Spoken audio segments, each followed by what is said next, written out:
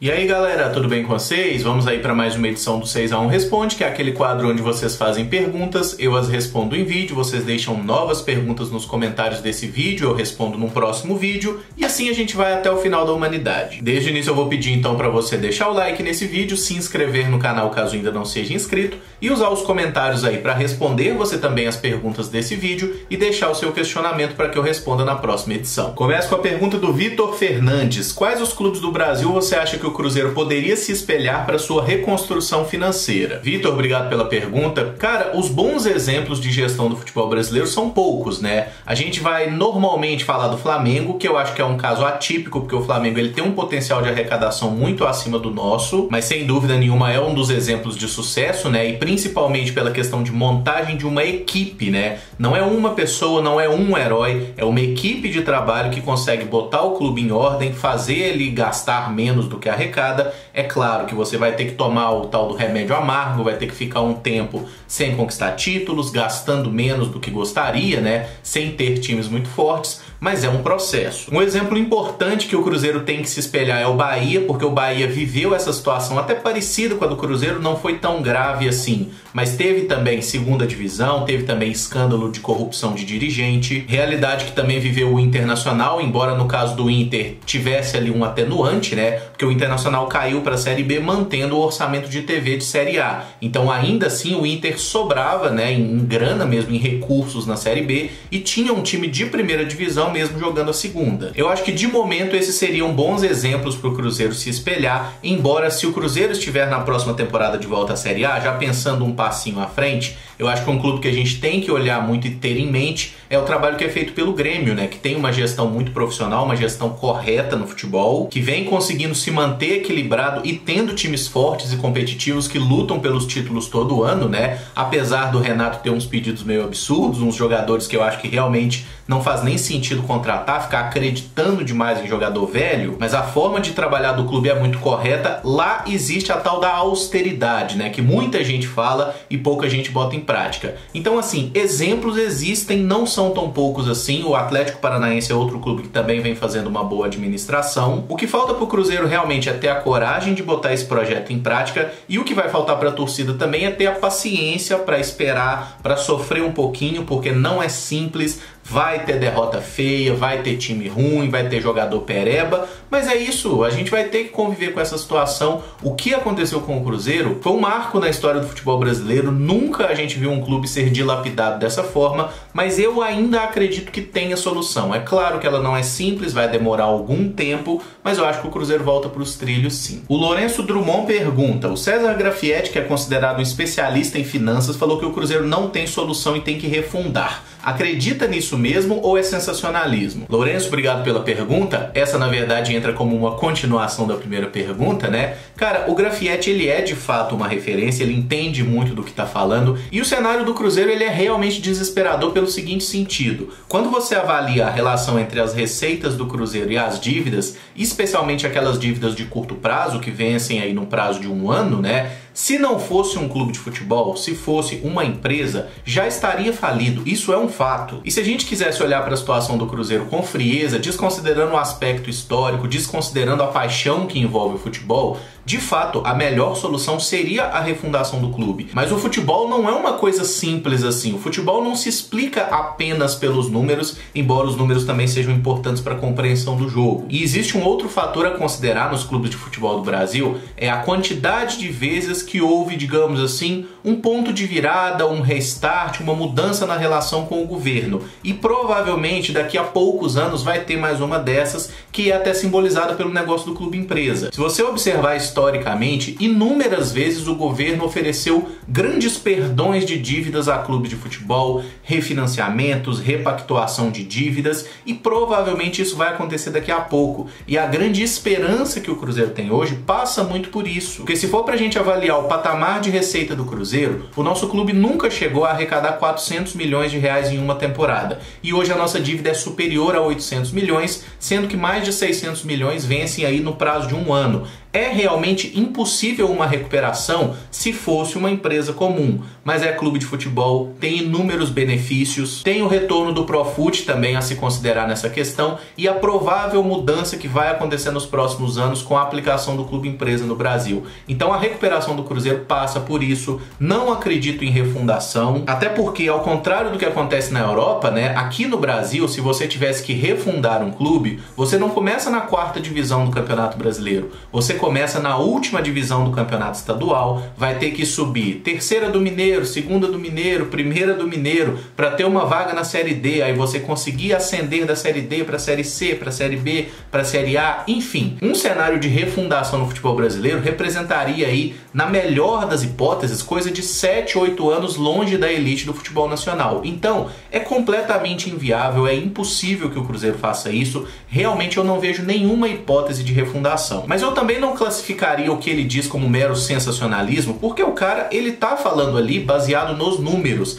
Essa é a função dele, esse é o trampo dele. Mas o tamanho da torcida e as recorrentes chances de recuperação que o próprio governo do país oferece acabam mantendo essa esperança que o Cruzeiro consiga voltar para os trilhos. Mas eu reitero, isso não vai ser simples e a gente vai sentir bastante por isso. O Varley Oliveira pergunta, relembrando um pouco o passado, o que você achou da escalação irregular do meia Tartá na 35ª rodada do Brasileirão 2010? Se fosse ao contrário, você acha que o Cruzeiro perderia os pontos? O Arley, obrigado pela pergunta. Para quem não lembra, essa polêmica foi dada no Brasileirão de 2010, aquele que o Cruzeiro foi muito roubado e acabou vice-campeão do episódio Sandro Meirahit. Mas nesse aspecto especificamente foi o seguinte, esse meia Tartá, jogador do Fluminense, ele foi escalado na 35ª rodada do Campeonato Brasileiro, sendo que ele tinha tomado 3 cartões amarelos pelo Fluminense em rodadas anteriores. Então, em tese, ele estaria suspenso. Mas ele não estava suspenso pelo seguinte motivo. O Tartá passou parte daquela temporada jogando no Atlético Paranaense, que também estava disputando a Série A do Campeonato Brasileiro.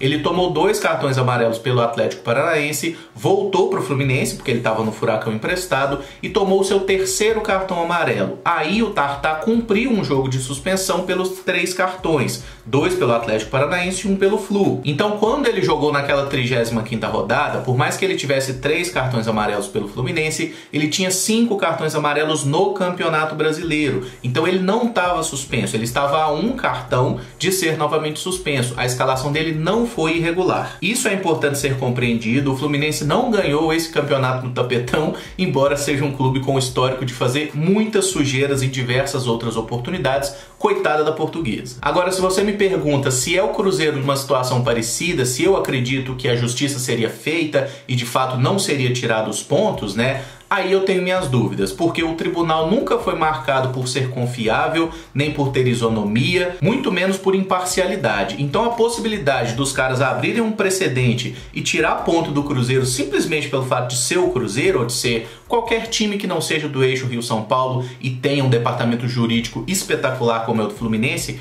essa possibilidade é real. Então eu não botaria minha mão no fogo, tá, de que o Cruzeiro não seria punido nessa situação, mas acho importante pontuar. O Fluminense não foi beneficiado nessa situação, o Tartá não estava suspenso e a escalação dele não foi irregular. O Igor Teixeira pergunta, qual sua opinião sobre a passagem do Júlio Batista pelo Cruzeiro? Ignorando o salário absurdo que ele ganhava, acho que ele ajudou muito e até hoje demonstra muito respeito e carinho pelo clube. Igor, obrigado pela pergunta. Eu acho que a passagem do Júlio Batista pelo Cruzeiro, ela foi boa, especialmente nos 2 primeiros anos, mas não tão boa quanto se esperava, tá? O 2013 dele foi muito bom, ele chegou jogando bem, marcou gols importantes, inclusive naquele jogo espetacular contra o Botafogo, só que não tem como a gente desconsiderar o salário absurdo que ele ganhava, né? Entre salários e luvas, era mais de R$1 milhão por mês, na época que praticamente ninguém ganhava isso no futebol brasileiro, então foi uma contratação realmente acima das expectativas e das possibilidades do Cruzeiro, foi uma das loucuras do Alexandre Matos. O problema que muita gente esqueceu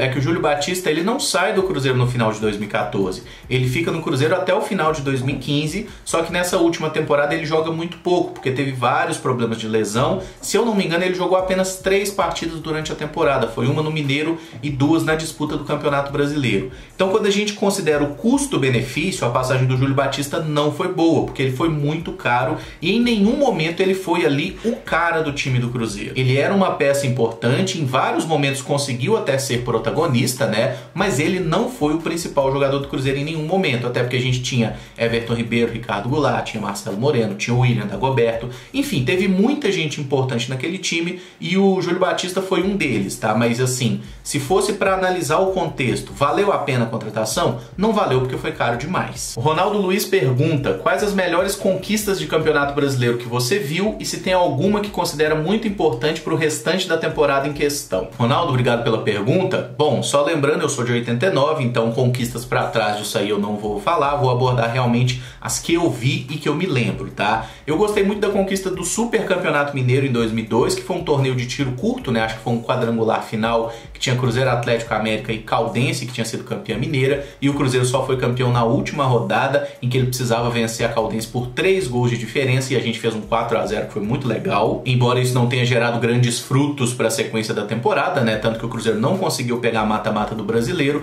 e perdeu a Copa dos Campeões também, que foi assim um fracasso imenso contra o Paysandu. Mas o título de 2003 ele foi relevante porque o Cruzeiro passou por cima de todo mundo, inclusive do Atlético num 4-2, e foi campeão de forma invicta, né? Foi muito legal aquela conquista do título. Em 2008 e 2009 eu acho que foi muito especial pelas goleadas de 5-0 em cima do Atlético na final, que foi realmente assim um sonho, né? A gente não acreditava que aquilo poderia se repetir no ano seguinte. Mas te confesso que o meu campeonato mineiro preferido que o Cruzeiro ganhou foi em 2011, tá? Porque foi assim emocionante, a gente tinha acabado de sair da Libertadores daquela forma traumática pro Once Caldas, perdeu o primeiro jogo pro Atlético, né? E aí o jogo de volta a gente consegue fazer um 2-0 nos instantes finais, um gol do Alisson, depois o gol do Gilberto. Foi um dos primeiros títulos, inclusive, que eu acompanhei do estádio, né? Vendo o Cruzeiro ser campeão ao vivo, porque eu comecei a frequentar estádio mesmo ali em 2008, 2009, já tinha visto o Cruzeiro ganhar Mineiro em cima do Atlético, mas assim, vencer por 5-0 na primeira rodada, né? Deixou ali o gosto mais diluído durante a semana, e quando chegou na última partida a gente meio que só sacramentou a taça.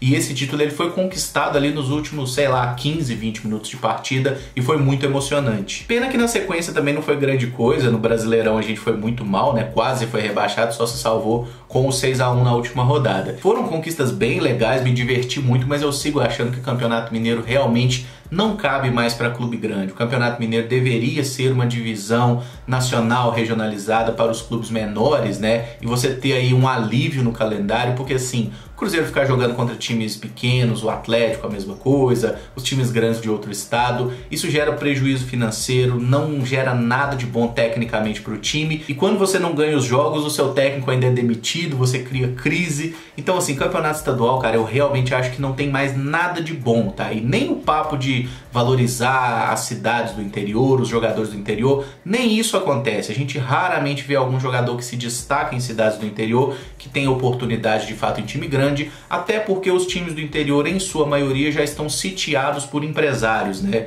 Então qualquer jogador que está jogando aí, raramente ele é da cidade, raramente é um grande talento, é um camarada que já está girando por vários clubes, cada ano ele está num time diferente, não tem identificação nenhuma com a cidade, com o clube em questão. O Flávio Lopes pergunta: se você pudesse escolher entre um título mundial ou a prisão do Itaí, Wagner e Sérgio Nonato, qual você escolheria? Flávio, obrigado pela pergunta. A única dúvida que eu tenho aí é se os camaradas iriam para a Dutra Ladeira, para o Complexo da Gameleira ou para o José Maria Alquimim, tá?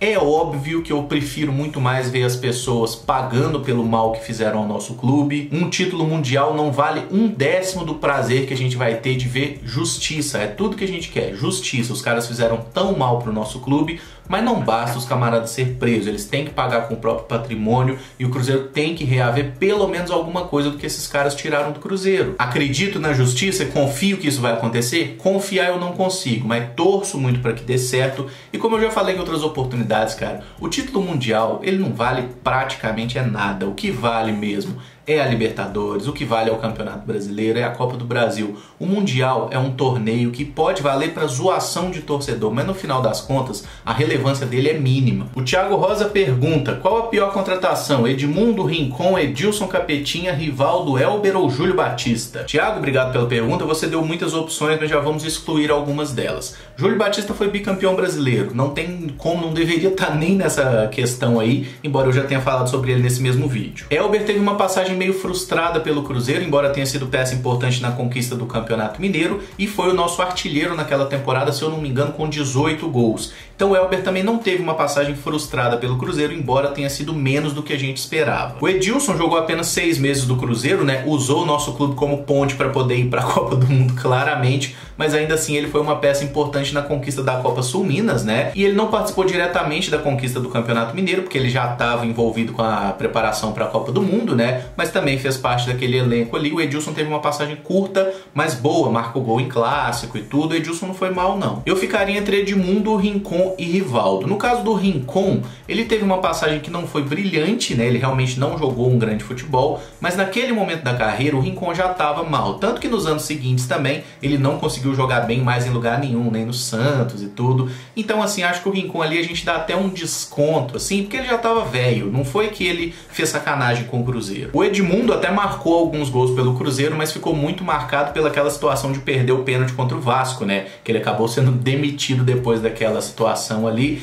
Então eu acho assim que o Edmundo, pelo desrespeito que ele teve com o Cruzeiro, né, por ter andado em campo aquele dia, ele merece muita crítica, mas eu ainda acho que o Rivaldo foi uma contratação pior, porque ele chegou cheio de expectativa, todo mundo acreditava na recuperação dele, e o Rivaldo não jogou nada no Cruzeiro. Eu lembro que na estreia, né, em vez de fazer um gol a favor, ele acaba fazendo um gol contra, o cara bate uma falta, ela pega no Rivaldo e trai o goleiro. Então foi uma passagem muito ruim. Aí o Luxemburgo brigou com o Perrella, né, e o Rivaldo pegou os panos de bunda dele e foi embora junto com o Luxemburgo. Então assim, foi realmente uma passagem deprimente. Se eu tivesse que escolher a pior, seria a do Rivaldo, até porque ele tinha condição de render muito mais, tá? A gente tá falando do Rivaldo em 2004, sendo que o Rivaldo tava jogando no São Paulo em 2011, gente. O Rivaldo ainda durou muito na carreira, ele foi pra Grécia, jogou alguns anos, teve no Uzbequistão, mas em 2011 ele fez uma temporada razoável até pelo São Paulo, mesmo já sendo um jogador aí de idade avançada. Então quando ele estava no Cruzeiro ele poderia ter feito muito mais, mas acho que ele estava numa fase meio complicada, ele tinha ido muito mal no Milan também, né? Tava meio largado na carreira, e o Rivaldo sempre foi marcado aí por uma certa irregularidade, virou uma espécie de lenda urbana que o Rivaldo é um jogador injustiçado, que não foi valorizado. Nunca foi o caso, o Rivaldo sempre foi um jogador tratado como muito importante na seleção, não à toa foi o camisa 10 do Brasil em 2 Copas do Mundo, sendo peça muito importante na conquista do Penta, né? Mas enfim, eu acho que o Rivaldo é um personagem bem controverso e a passagem dele pelo Cruzeiro foi ridícula, eu acho que foi até pior que a do Edmundo. E para fechar, o François Duran pergunta: por que você não é tão presente em outras mídias sociais como Twitter, Instagram e até mesmo para os jovens do TikTok? Não acha que aumentaria a visibilidade do seu trabalho? François, obrigado pela pergunta. Se eu estiver falando seu nome errado, eu peço desculpas aí, tá? Mas, cara, eu não sou muito presente em outras mídias, em outras redes, porque eu prefiro tentar focar em fazer bem uma coisa do que tentar fazer tudo ao mesmo tempo e perder a qualidade. E a minha ideia sempre foi essa realmente, tá? É manter um conteúdo fazendo aquilo que eu posso. Eu ainda faço o canal sozinho,